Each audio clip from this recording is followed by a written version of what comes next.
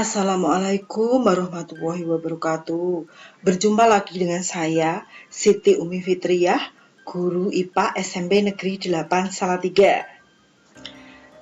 Pada kesempatan kali ini, saya masih sama ingin memberikan materi pelajaran terutama untuk siswa saya yang masih libur COVID-19 ya. Semoga COVID segera berlalu dan kita berjumpa lagi di KBM selanjutnya.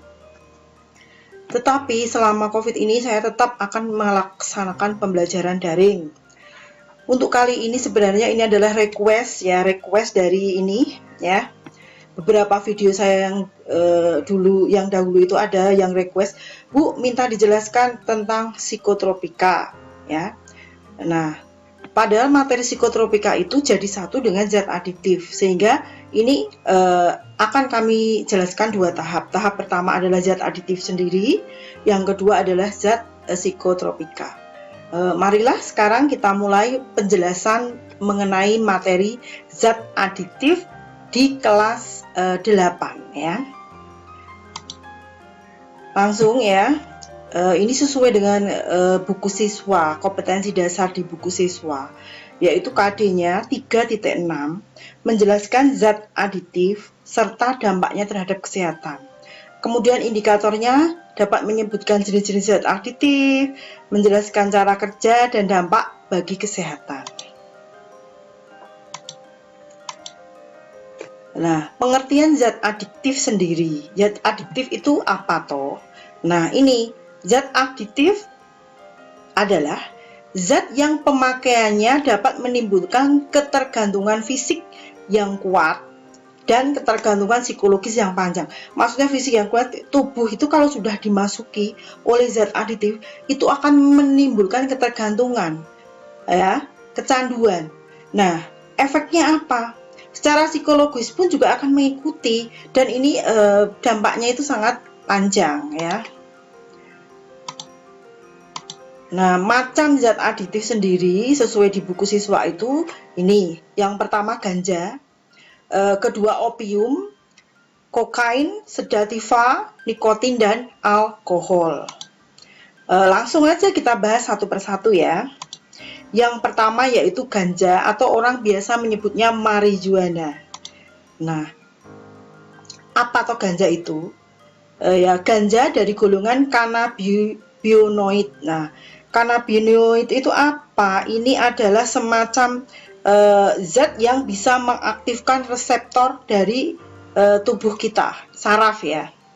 Nah, dari daun, bunga, biji, ranting dari tanaman marijuana atau biasa disebut cannabis sativa.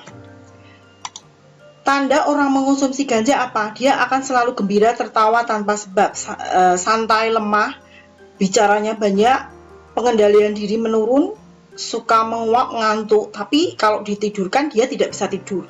Mata merah, tidak tahan terhadap cahaya, dan badannya itu kurus. Kalau saya kan gendut ya. Saya kan tidak mengonsumsi, jangan sampai ya. Badannya itu kurus, karena apa? Susah, nggak punya nafsu makan. Kemudian akibat orang yang mengonsumsi ganja apa? Daya tahan tubuhnya berkurang, sehingga dia mudah terserang penyakit. Kemudian memperbuluh aliran darah, sehingga merangsang penyakit jantung koroner ya. Kalian tahu penyakit jantung koroner sendiri itu adalah tersumbatnya arteri koroner biasanya oleh timbunan lemak. Nah, kalau sudah tersumbat apa yang terjadi? Bisa terjadi serangan jantung ya, seperti itu.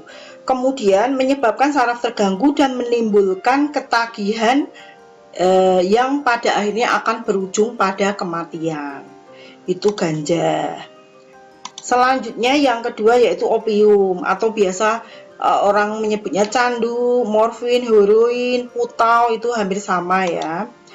Nah, definisinya apa? Dari golongan opioida. Ini apa? Zat yang bisa meredam rasa nyeri. Nah, itu ya. Diambil dari getah buah pepper ya, atau Papaver somniferum ya. Opium digunakan menghilangkan rasa sakit karena luka, menghilangkan rasa nyeri pada penderita kanker. Nah, akibat orang yang mengonsumsi opium ini apa? Mengganggu menstruasi, impotensi pada pria, kemudian menimbulkan rasa kantuk, kecanduan jelas, gangguan pernafasan, nafasnya kembang kempis kayak kucing kering ya. Kemudian bahagia berlebihan, euforia, dan terakhir menyebabkan kematian. Itu opium. Sekarang yang ketiga, kokain. Nah, kokain jadi golongan narkotika, diperoleh dari hasil ekstraksi daun tanaman koka atau Erythrocylum coco ya. Kokain digunakan sebagai anestetik atau pembius ya, dan memiliki efek merangsang jaringan otak bagian sentral. Ada efek positifnya, yaitu apa? Meningkatkan stamina dan mengurangi kelelahan, sehingga sering dikonsumsi orang yang bekerjanya full ya. Tanda orang pengonsumsi kokain apa? Suka bicara, gembira yang meningkat, gaduh dan gelisah, detak jantung bertambah, demam, perut nyeri, mual, dan muntah. Akibat dari dia mengonsumsi dari kokain apa? Kekurangan sel darah merah atau anemia, sehingga lemas, badannya kurus kering ya. Kemudian dapat menimbulkan rasa takut yang berlebihan dan menimbulkan depresi atau tekanan batin. Itu tadi kokain. Selanjutnya yang keempat, sedativa atau hipnotika. Sedativa itu apa? Pemberi efek yang menenangkan, itu yang dimaksud sedativa. Kalau hipnotika, dari kata hipnotis barangkali ya, itu artinya apa? Pemberi efek yang itu, memberi efek menghipnotis ya. Kalau di sini tuh yang dimaksudkan adalah hipnotika di sini adalah rasa ngantuk, pengen tidur, membuat orang itu menjadi tertidur ya, seperti itu. Dari golongan narkotika, biasa digunakan sebagai obat di dunia kedokteran, sebagai zat penenang, contohnya pil BK dan Magadon ya. Tanda pengonsumsi sedativa hipnotika apa? Selalu gelisah, mengamuk, lalu ngantuk, pengennya tidur melulu, males, daya pikir menurun, bicara dan tindakannya itu sangat lambat, kelelat. Nah, akibatnya apa? Pemakaian sedativa ini dalam dosis kecil dapat menenangkan, ya, tenang, hidupnya tenang dan sebagainya. Tapi dalam dosis besar apa yang terjadi? Dia akan tertidur pulas karena zat ini akan mempertahankan tidur, seperti itu ya. Yang kelima, nikotin. Nah, nikotin ini sering dijumpai pada rokok ya. Diambilnya sendiri dari tanaman tembakau, Nicotiana tobacum ya, yang biasa untuk bahan rokok. Akibat dari kita mengonsumsi nikotin apa? Meningkatkan daya denyut jantung dan tekanan darah, jelas ya. Kerjanya jantung itu semakin berat. Bersifat karsinogenik, yaitu resiko kanker paru-paru. Zat karsinogenik itu artinya zat yang bisa menyebabkan kanker. Jadi nikotin itu tidak bagus karena penyebab kanker, terutama kanker paru-paru. Kemudian katarak, kaki rapuh, ya terkikis oleh nikotin tadi, zat kimia ya. Namanya zat kimia asing di dalam tubuh kita pasti tidak bagus.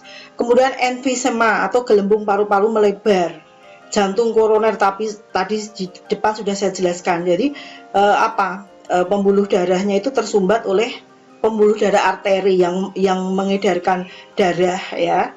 Itu tersumbat, sehingga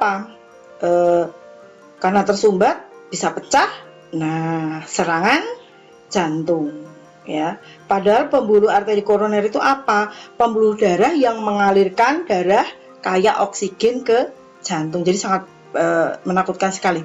Kemudian kemandulan, gangguan kehamilan, ini bisa kita lihat juga atau kita baca di bungkus rokok itu. Saya masih ingat, mengonsumsi rokok menyebabkan kemandulan, cacat pada janin dan sebagainya, itu ya.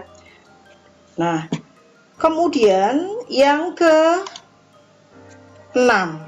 Yang keenam adalah alkohol. Ya, diperoleh dari proses fermentasi dari karbohidrat, bisa tape ketan, tape singkong dan sebagainya. Kegunaannya sebenarnya alkohol itu bagus karena apa? Dia bisa membunuh kuman sehingga berfungsi mensterilkan, peralatan kedokteran dan sebagainya. Bahan utama yang sekarang lagi hit yaitu bahan hand sanitizer. Semua minimal dari alkohol karena bisa membunuh kuman. Tanda pengonsumsi alkohol apa? Bergembira. Pengendalian diri turun karena mukanya kemerahan, tidak sadar karena kadang dia mabuk. Kalau sudah mabuk, pengendalian otak kan terputus sehingga apapun dia cerita. Orang mabuk itu seperti itu ya. Kalau enggak rumahnya di barat, dia pulangnya ke timur. Karena apa? Enggak ada pengendalian di otak. Jadi enggak boleh dikonsumsi. Akibatnya apa? Gangguan jantung dan otot saraf, mengganggu metabolisme tubuh. Kalau ibu yang hamil itu mengonsumsi, apa yang terjadi? Janin menjadi cacat. Itu alkohol. Nah, itu tadi zat adiktif dalam pelajaran di SMP kelas 8 ya. Yang jelas kami berpesan sekali, zat-zat yang kami sampaikan tadi oleh siswa kami tidak boleh dikonsumsi ya. Karena apa? Kita sebagai generasi muda akan hancur ya. Bagaimana nasib negara ini kalau generasi mudanya sudah hancur? Oleh karena itu tidak boleh untuk dikonsumsi. Kita setelah tahu ya akibatnya dan sebagainya, nggak boleh dikonsumsi. Nah, demikian tadi paparan mengenai zat adiktif ya, mengenai zat adiktif. Pustaka kami ambil dari buku paket siswa kelas 8 sekaligus dari tim Master Eduka 2015 terbitan Genta Smart Buana Solo. Selainnya kami ambil dari internet. Terima kasih atas perhatiannya. Mohon maaf jika ada kesalahan. Saya akhiri. Assalamualaikum warahmatullahi wabarakatuh. Terima kasih.